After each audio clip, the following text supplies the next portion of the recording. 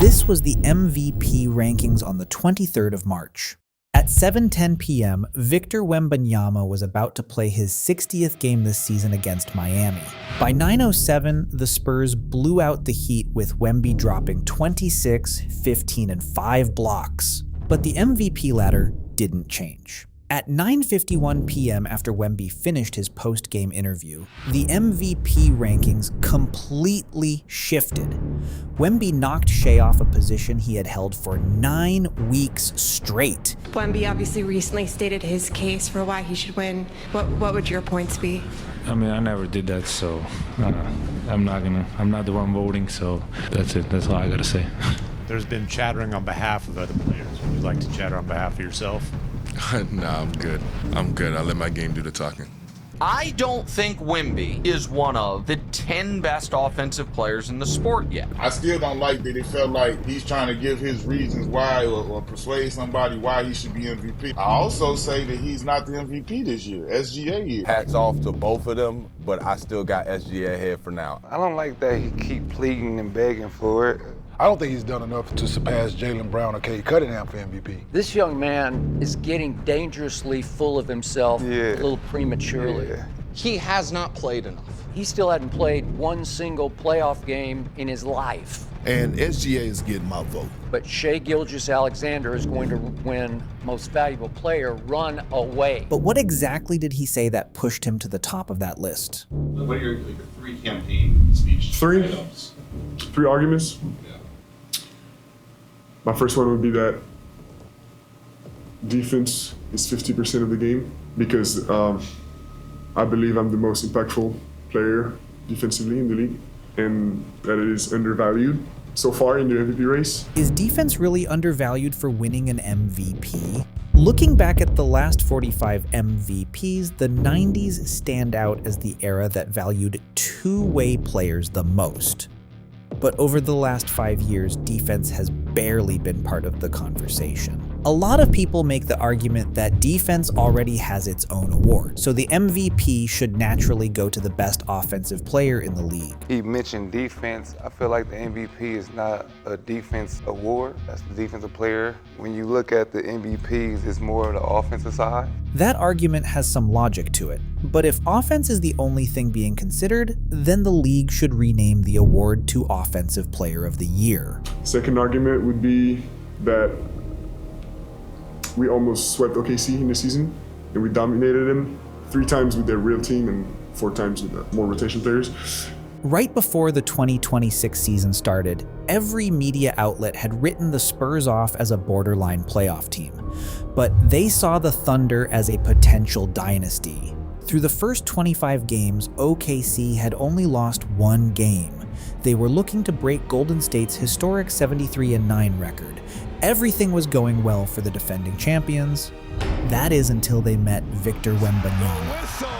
The Spurs are NBA Cup giant killers.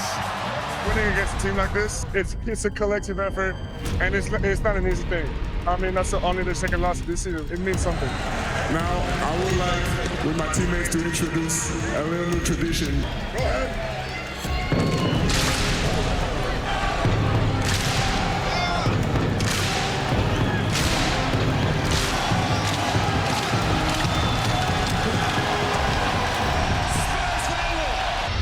Do it from here. The San Antonio Spurs shaking things up. Don't stop them now. The Thunder improve to 34-7 with an emphatic 119-98 victory. Well, the Spurs hang on. Defense the key and win 4 of the 5 games against OKC in the regular season. After the Thunder win, the opposing coaches say, he does a great job with the refs. And after Wemby wins, the opposing team's like, what are you going to do? This guy's amazing. He's going to be the face of the NBA. Yeah, I feel like there's 2 very different narratives. I think you would agree to. San Antonio was supposed to be fighting for the 8th seed, but instead they won over 60 games and swept the Thunder, who were demolishing the rest of the league. This single trajectory tells you everything you need to know about Wemby's impact this season. My third argument would be that offense impact is not just points. Analytics has changed the way we watch the game, but somewhere along the way, we started treating the box score like it tells the complete story, but it never has. Look at this play against the Clippers. Wemby is nowhere near the ball, yet 3 defenders are completely surrounding him, leaving 2 of his teammates wide open. Fox, wide open 3. Multiple defenders went to Wembanyama, and that results in the triple from Fox. This is just one of thousands of plays that show exactly what Wembanyama's gravity does to a defense. It's a big reason why the Spurs lead the entire league in corner threes generated. But on the other end of the court, Wemby is an even more lethal shot blocker. Players tend to hesitate from taking shots when they see Wemby in the paint. Just him being there on the floor changes the way people play. It's like Steph Curry's off-ball movement. These things don't show up in box score and stats. But the NBA is trying to introduce more metrics like gravity, which was introduced in 2026 where Wemby ranks on top among centers. San Antonio not being a first seed has also spun a narrative against Wemby being the MVP. The only way I would consider voting for Wemby over Shea is if they're the 1 seed. But Westbrook won MVP as the 6th seed in 2017. Jokic also won it as a 6th seed just 4 years ago. Wemby had 3 main points for his candidacy. His first point was defense. Valid point, where do we stand? What he does defensively, nobody else can do. I am not the gatekeeper of the MVP, but you only average 24. Yes, you dominate defensively, but for us and what the goal is when MVP, you got to be able to put that ball in the hole, and you got to put it in the hole at a high rate. So these are former MVPs, Dirk Nowitzki and Steve Nash. Weirdly enough, both of them averaged fewer points than Wemby in their MVP seasons. They weren't the best scorers in the league at the time either. Dirk was only 8th in scoring when he won it in 2007, and Steve Nash wasn't even in the top 25. Meanwhile, Kobe Bryant was averaging 31 and 35 points in those exact same seasons. Also, Nash's Suns in 2006 only won 54 games, but Wemby's Spurs have 60-plus wins. At least 25 MVPs have averaged less points than Wemby this season, including Hall of Famers like Magic Johnson, Tim Duncan, Karl Malone, and even Steph Curry.